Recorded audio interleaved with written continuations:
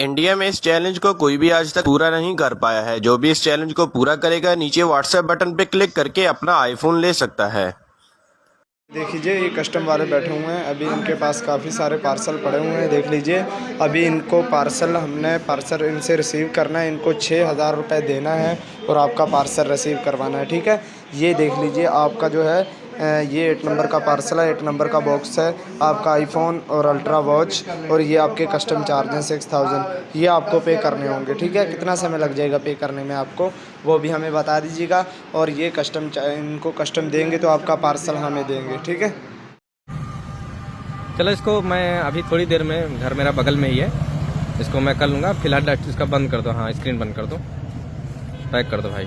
बहुत मेहनत से आता है भाई, सबको नहीं मिलता है, सबको नहीं मिलता है भाई। ये बहुत मैंने दिनों से लाइक सब्सक्राइब करता रहता था, तभी मुझे मिल गया। छोटे भाईजान ने मैं फ़ोन भी किया था, कॉल भी किया था, वीडियो कॉल पे भी बात हुई थी। এগুলো হলো ছোট ভাই আর বড় ভাই দুবাইয়ের। মূলত এই দুবাই যে ফেক, সবাইকে লোভ দেখিয়ে তারপর অর্থ হাতিয়ে নিবে। প্রথমে বলবে 6,000 টাকা পাঠান, তারপরে আর ফোন দিবে না। ওদের কাজ হচ্ছে এগুলো। তাই সবাই সাবধান হয়ে যান এই দুবাই থেকে।